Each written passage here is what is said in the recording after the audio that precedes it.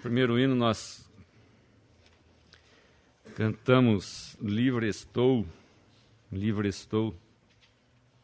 Se nós pensarmos numa pequena prisão, se nós colocarmos um animal numa pequena prisão, ele pode ver os limites da onde ele está enjaulado.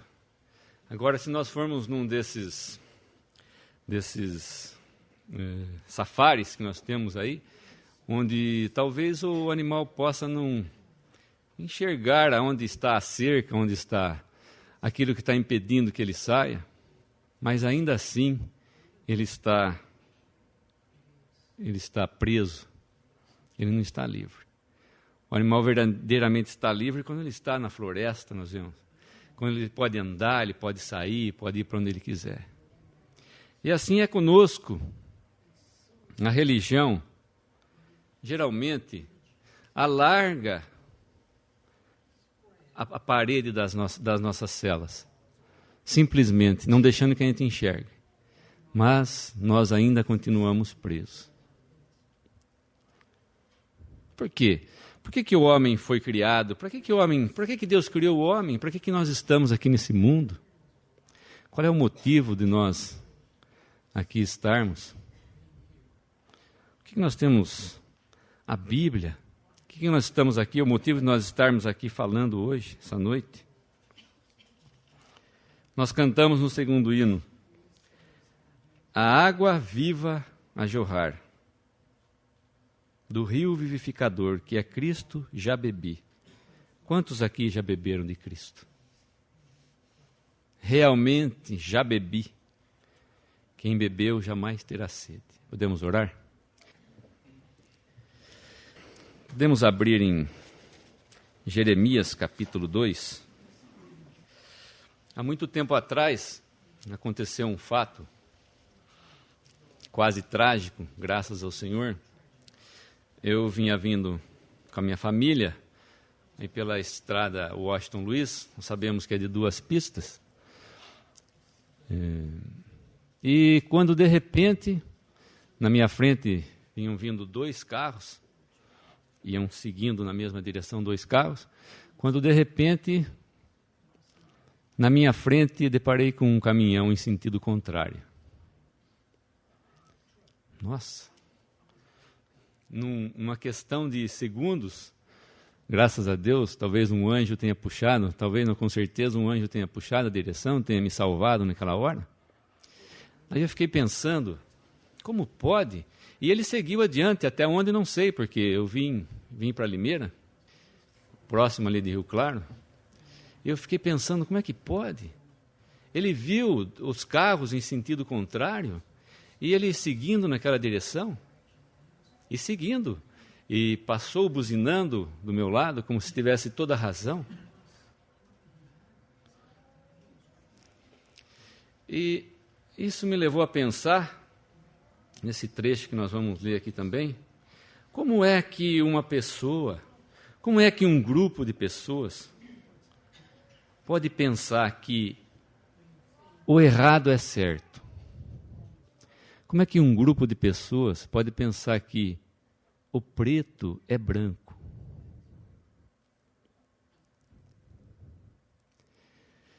Como nós pensamos no nosso mundo de hoje, nós falamos aqui, nesse mundo que só existe tragédias, só existe coisas ruins, um mundo certamente que Deus não queria, mas que o homem semeou para si mesmo. E é isso que o homem colhe. O homem escolheu, né, essa condição. O homem escolheu essa condição. E lendo no nosso capítulo, Jeremias 2, versículo 10.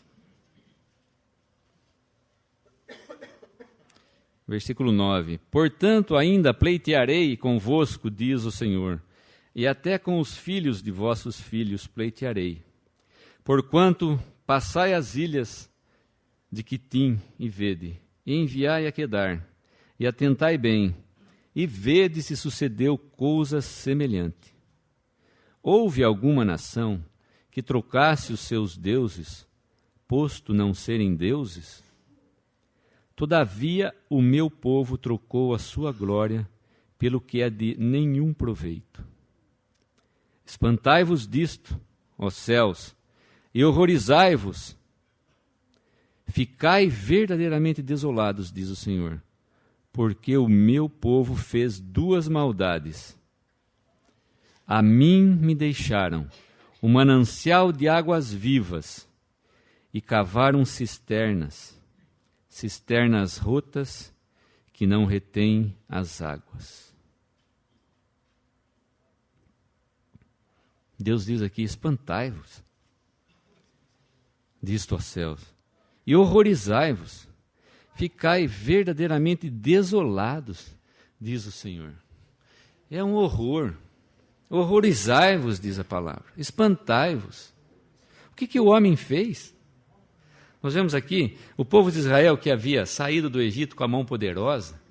Eles viram, nesse capítulo nos fala, eles viram as maravilhas de Deus no deserto, viram o mar vermelho abrir, o pão vindo do céu, a água saindo da rocha. Seus sapatos não se envelheciam, seus vestidos. E aqui nós temos a narração, o espanto de Deus e o horror de Deus pelo seu povo. Fizeram duas maldades. A mim me deixaram.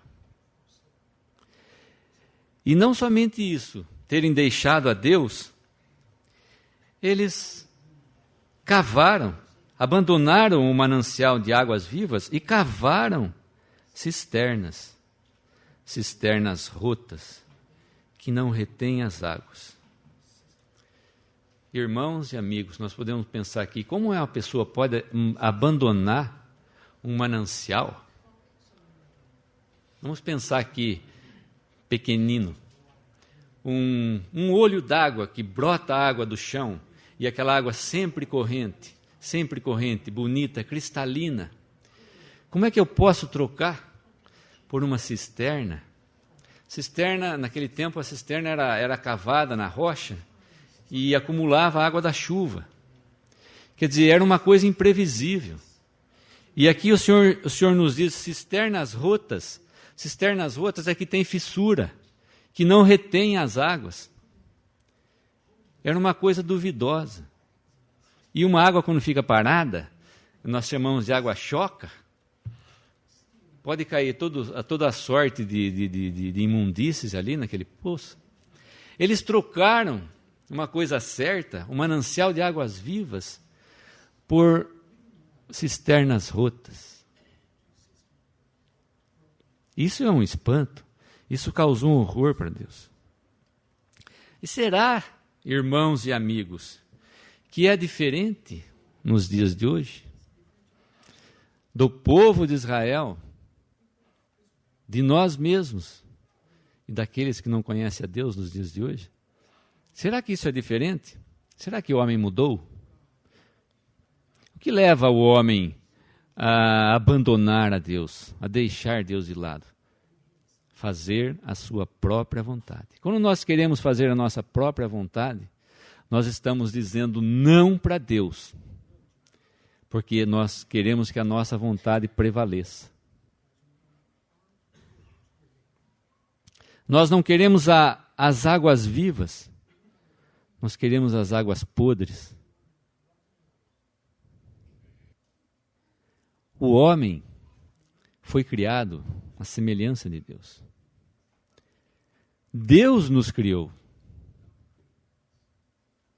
E quando Deus nos criou, nós podemos pensar que Ele colocou em nós, poderia dizer, no nosso DNA, não é bem isso, mas colocou dentro de nós alguma coisa que precisasse dEle, que dependesse dEle. Nós somos seres dependentes, criados de Deus.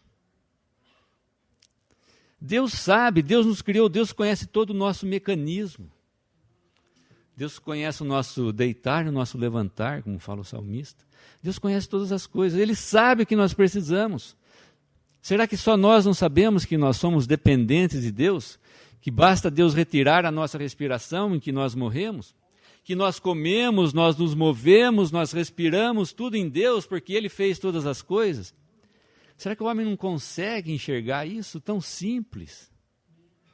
Será que o homem deseja no seu coração viver longe de Deus? Ele não vai conseguir, porque ele é dependente. Deus criou o homem.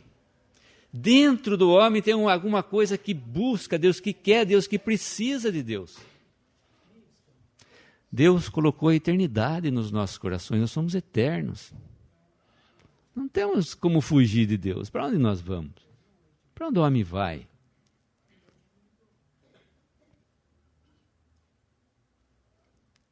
O que nós estamos fazendo nesse mundo? Para onde nós estamos indo? Qual é a nossa direção? O que nós queremos? O que nós pretendemos? Como eu já disse, será possível nós pensarmos que o errado é o correto? Não é possível. Será possível nós trocarmos o branco pelo preto e termos a certeza de estarmos tudo bem? Será que a Deus é só isso, uma religião? Basta eu fazer alguma coisa, basta eu ir num templo, basta eu ler a Bíblia, está tudo bem com Deus. Eu tenho minha vida aqui, eu tenho que viver, Deus me colocou aqui, é para que eu viva. Será que Deus me colocou aqui simplesmente para viver? Para ganhar dinheiro? Será que o meu principal motivo aqui nesse mundo é para ganhar dinheiro? Para ser alguma coisa na vida, como os dizem ainda as pessoas do mundo? Será que eu tenho que ser alguma coisa na vida? Qual é o meu futuro?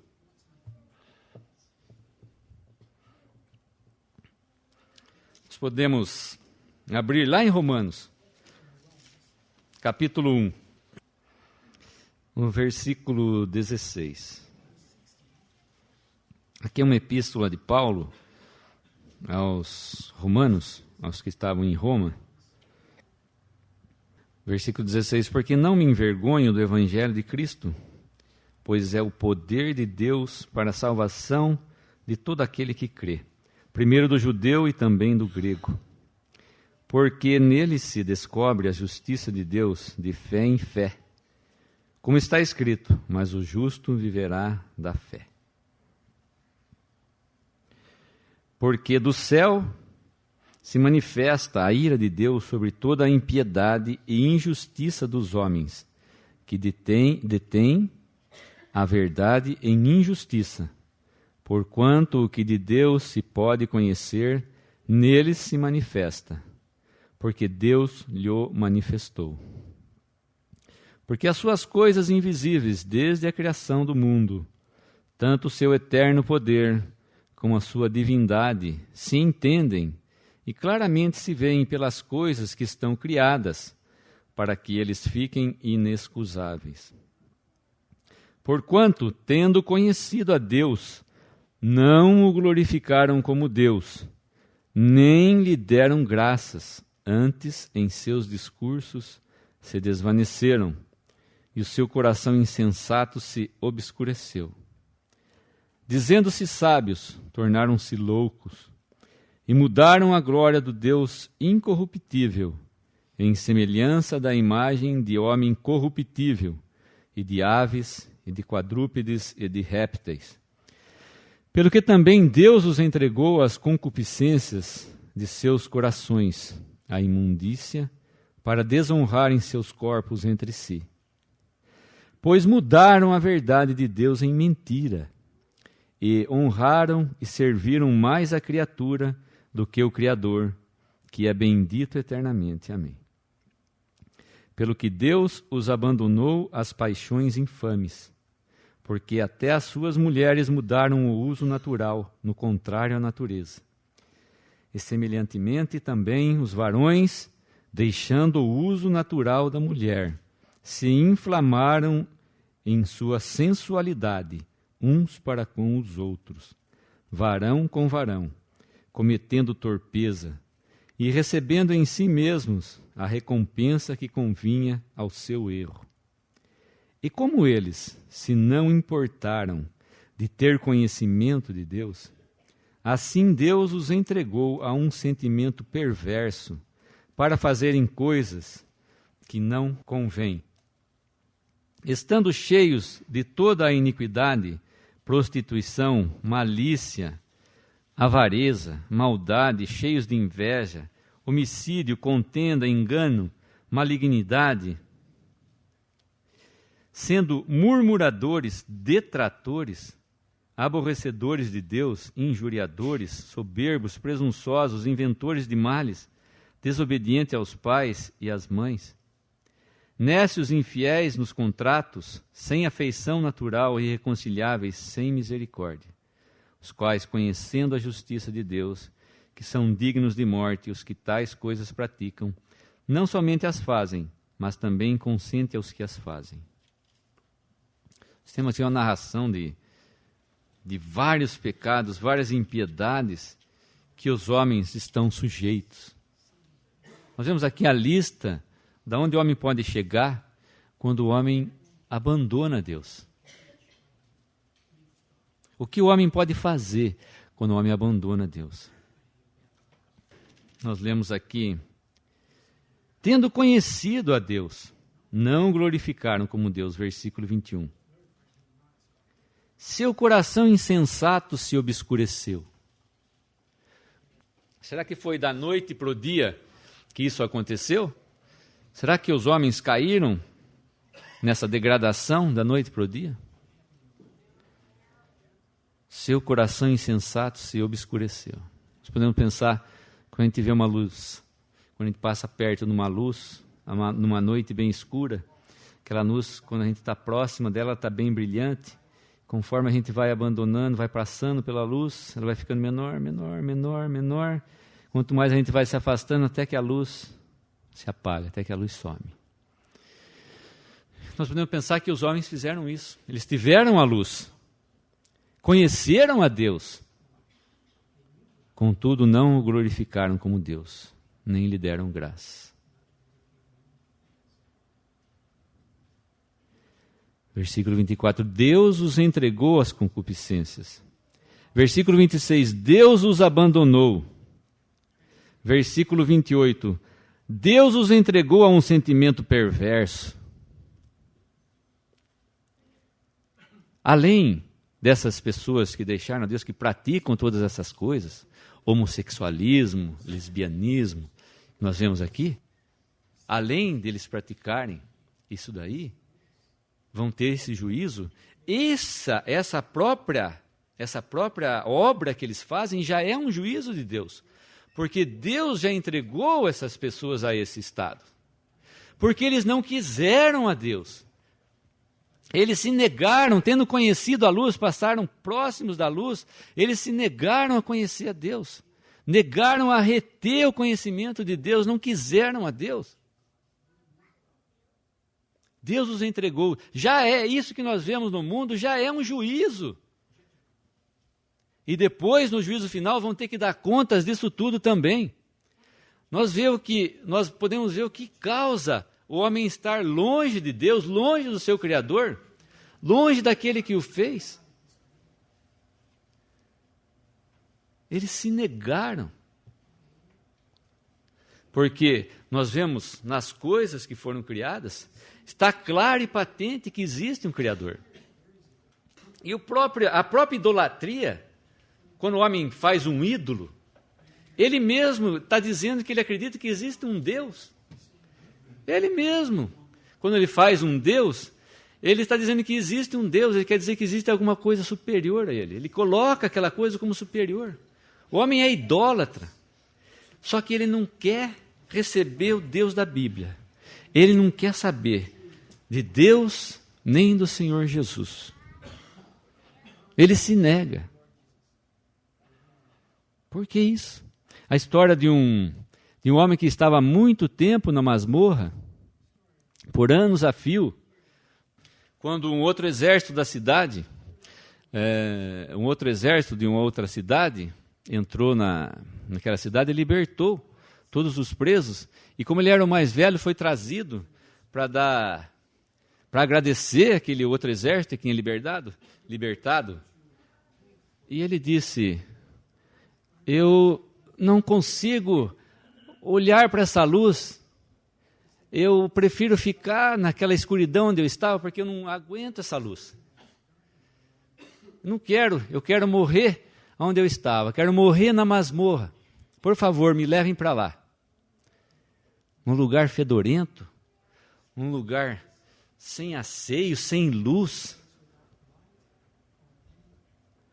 Nós podemos pensar que essas pessoas fizeram o mesmo, elas não quiseram a liberdade, elas quiseram voltar para a masmorra. Ser cativas do diabo, cativas de Satanás. Onde nós estamos? A quem nós estamos servindo? Nós estamos em liberdade? Nós realmente estamos bebendo da fonte da água vida? Da água da vida? Da água viva? Que nós vemos lá em Jeremias? Nós estamos na masmorra ainda? Onde é que nós estamos? Nós fomos criados para conhecermos a Deus. Deus nos criou para que Deus nos deixou longe. Quando Deus criou Adão e Eva, ele rondava o paraíso, ele conversava com Adão, conversava com Eva. Qual é o objetivo da nossa vida? O objetivo da nossa vida é o conhecimento de Deus. O gozo que nós podemos ter e a paz é somente conhecendo esse Deus vivente, esse Deus, essa fonte de água viva. Não existe outro objetivo para o homem aqui nesse mundo. Ele não vai para lugar nenhum se ele não tiver a Deus. Ele vai ficar praticando essas coisas que nós temos. Que o Senhor nos livre dessas coisas. Mas o homem sem Deus vai praticar essas coisas.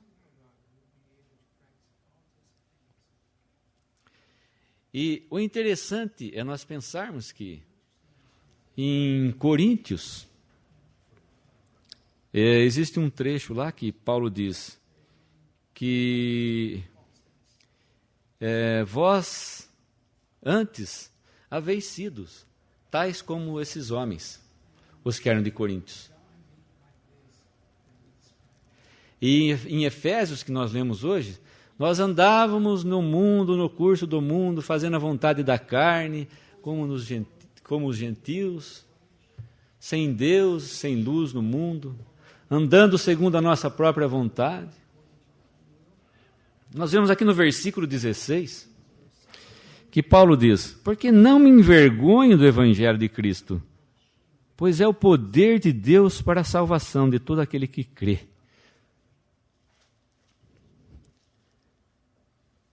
Bem, tanto o seu eterno poder, nós lemos no versículo 20, como a sua divindade, se entende pelas coisas que estão criadas. Que poder que Deus usou para criar todas essas coisas. Que poder que Deus usou para criar esses mundos, essas galáxias. Quando nós paramos para pensar, como disse uma irmã ontem, que ela ficou por minutos observando uma cascata. E ela pôde enxergar ali as maravilhas de Deus. Puxa, numa cascata. Outro dia eu abri uma laranja, cortei uma laranja ao meio e fiquei olhando as maravilhas de Deus. Como pode? Uma laranja, todas aquelas células juntas. Que maravilha, que poder! Que sabedoria! Poder na criação. E nós vemos aqui, poder de Deus para a salvação. O homem estava tão fundo nessa masmorra, tão preso, tão enjaulado, tão caído na negridão do pecado, que Deus teve que usar um poder extremamente forte, talvez maior que o poder da criação, para poder libertar o homem desse caos. Tirar todo aquele que aceita ao Senhor Jesus como seu Salvador dessa condição aqui. Dessa condição. e trazer ele novo para a sua presença. Para que Cristo andou aqui nesse mundo? Para que o Senhor Jesus veio aqui nesse mundo? Ele não veio só para mostrar quem era Deus. Ele veio para buscar o homem, para trazer o homem de volta para Deus. Imaginem vocês, o Criador, que havia criado todas essas coisas, que havia criado o homem, sabendo o estado que estava o homem, a condição que estava o homem, a condição que estava esse mundo. Mas não importa. O versículo em João 3,16 nos diz que Deus amou o mundo de tal maneira que deu o seu Filho unigênito, para que todo aquele que nele crê não pereça, mas tenha a vida eterna. Não importa, o amor de Deus cobriu todas essas coisas. Não importa quão profundo o homem estava, o Senhor Jesus veio em busca do pecador. O Senhor Jesus veio em nossa busca, porque nós não estávamos diferente dessas pessoas aqui. Muitas dessas coisas nós praticávamos. O homem não precisa fazer tudo isso que está aqui para ele merecer o inferno. Basta uma coisa. E nós fazíamos muitas dessas coisas. Pelo menos uma. E o Senhor Jesus, no seu imenso amor, com quem nos amou, veio aqui para nos buscar. E um poder muito grande, ele tinha que passar pela morte. O poder, a batalha que foi travada naquela cruz ali, quando o Senhor Jesus deu a sua vida por nós, carregando sobre si os nossos pecados. Tanto que fez-se trevas por toda a terra. Abalaram-se os poderes naturais. As trevas dissiparam a luz. Como eu já disse, eu gosto muito desse pensamento. Nós sabemos que a luz, aqui nesse salão, fazem as trevas fugirem.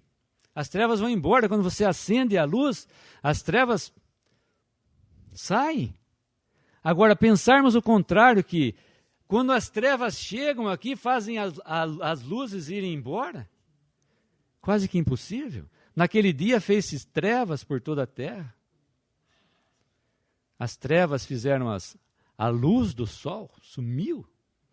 Quer dizer, o contrário às coisas naturais. Você vê o poder, vocês podem ver o poder que teve ali naquela cruz, quando Cristo levou os nossos pecados. E ele sofreu ali naquela cruz para me libertar, para libertar a cada um aqui daquele que crê nesse sacrifício.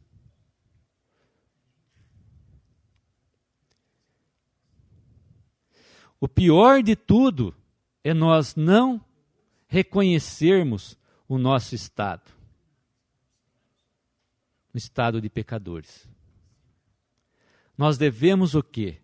Antes, em conhecendo o amor de Deus, como nós lemos ontem na reunião de oração, e conhecerdes o amor de Cristo, que excede a todo entendimento. Quando nós conhecemos o amor de Deus, nós podemos confiar em Deus.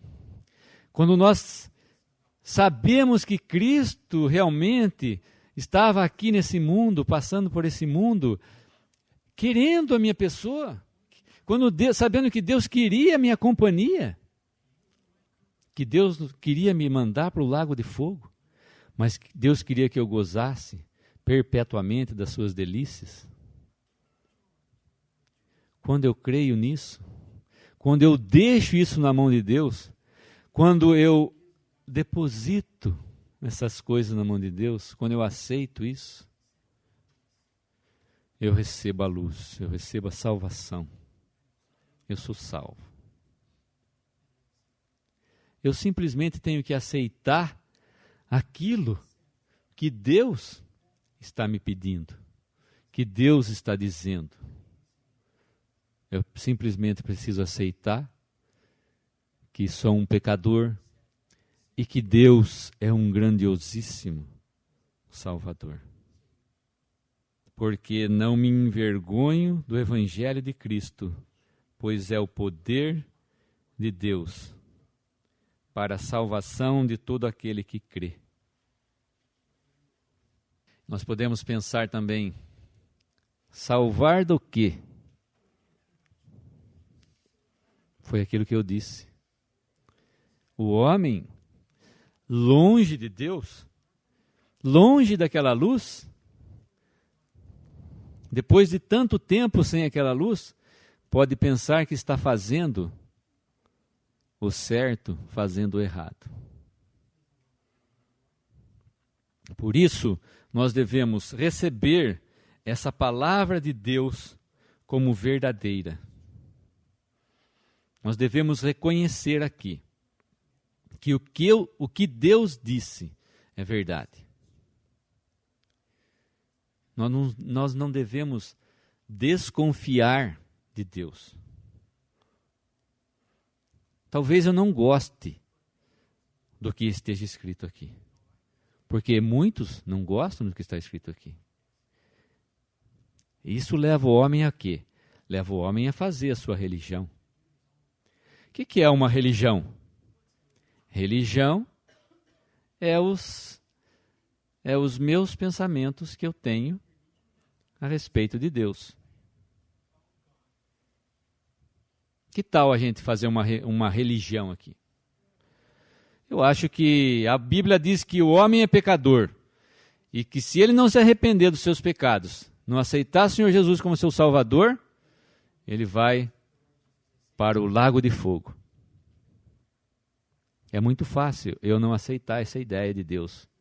Pensar que Deus é amor e Deus não vai mandar ninguém para o lago de fogo. É fácil fazer uma religião assim. Fazer um Deus do jeito que eu goste, do jeito que satisfaça a minha vontade, o Deus eu, o Deus de mim mesmo. É fácil fazer isso. Se você está procurando uma religião, você não vai encontrar nada, não vai encontrar Deus na religião. O verdadeiro Deus está aqui nessa palavra.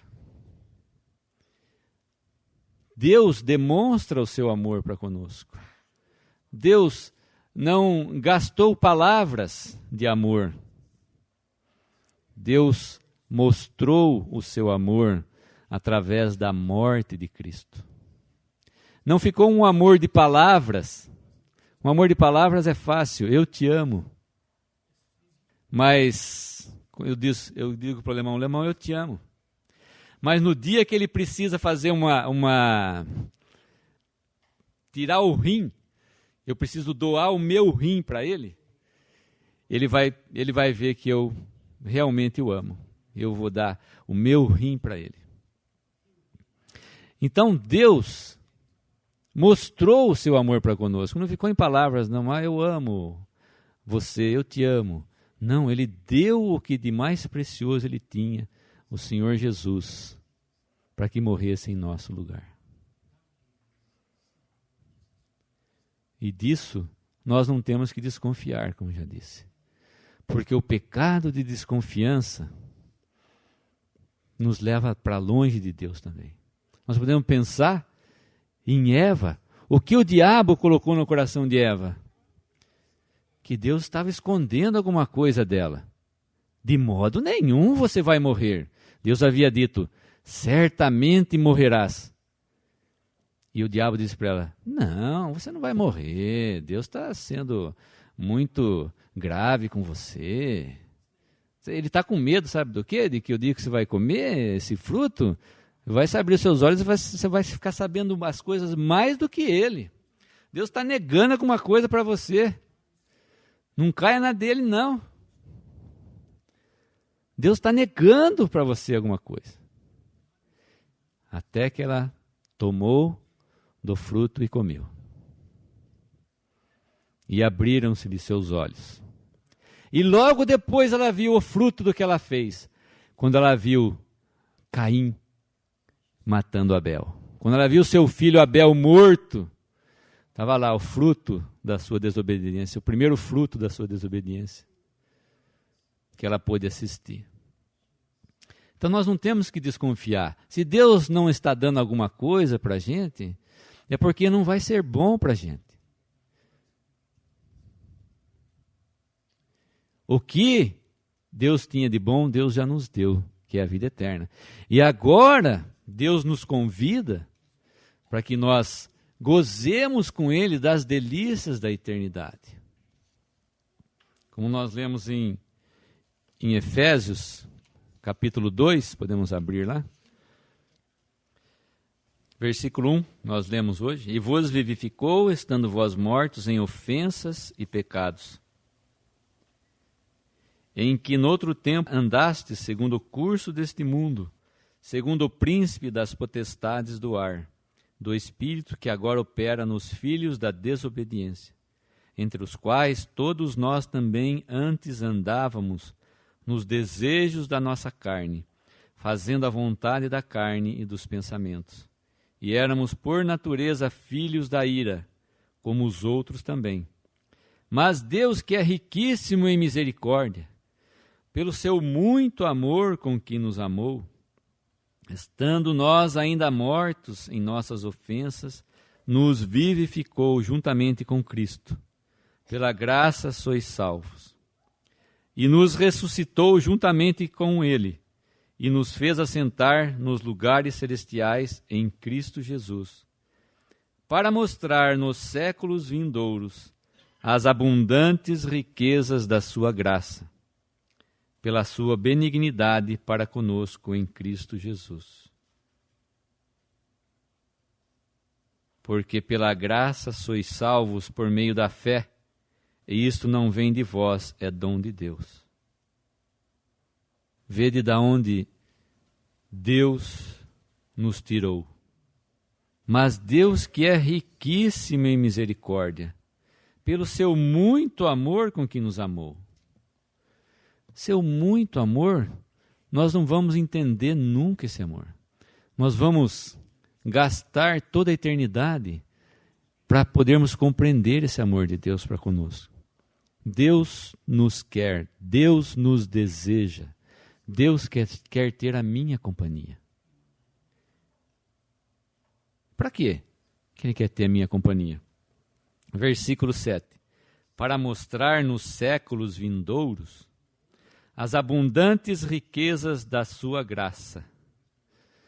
Talvez eu não tenha muito dinheiro aqui, talvez eu tenha até passado por maus bocados, mas eu vou ter, quanto tempo, hein? Os séculos vindouros, quanto será os séculos vindouros? Deus vai me mostrar as abundantes riquezas da sua graça. Eu vou ter uma eternidade para gozar da presença de Deus, Deus me mostrando as riquezas da sua graça, que é Cristo Jesus. Eu vou gastar uma eternidade inteira de louvor para Deus, vendo a graça de Deus, vendo as riquezas de Deus, vendo a glória de Deus. Aquilo que parece que está tão obscuro nos dias de hoje para a gente, é realidade, e Deus existe. E Deus é um Deus glorioso que quer ser reconhecido. Deus quer ter predomínio sobre nós, predominância sobre nós. Porque Ele é o Criador, Ele é o Redentor. E nós temos certeza disso, porque Deus ressuscitou o Senhor Jesus de entre os mortos. Ele morreu, levou os nossos pecados, foi sepultado, mas ressuscitou ao terceiro dia, nos fala a palavra. Tendo isso sido atestado, que Deus aceitou a morte de Cristo em nosso lugar, e que todas as nossas dívidas já estavam pagas. Você crê nisso? Crê nesse evangelho? Parece fácil? Simplesmente aceitar o Senhor Jesus, crer nessa obra? Pois é essa a maneira que Deus nos deu para que nós pudéssemos ser salvos. Essa maneira porque eu posso ser libertado desse poder terrível, que é o poder das trevas, é o poder do diabo. O poder do Evangelho, o poder da obra de Cristo é que pode me libertar. Portanto, hoje Deus convida cada um aqui para que tome da água viva, que é Cristo. Quem beber dessa água, diz o Senhor Jesus, jamais terá sede. Ou você vai ficar tentando cavar poço, que não sabe se vai achar água, se vai reter água, vai trocar uma certeza, que é Cristo, por uma incerteza. Vai trocar uma eternidade da presença de Deus com uma eternidade no lago de fogo? Deus não quer. Deus quer a tua presença. E você tem que dizer sim, eu quero estar com Deus por toda a eternidade. Podemos dar graça?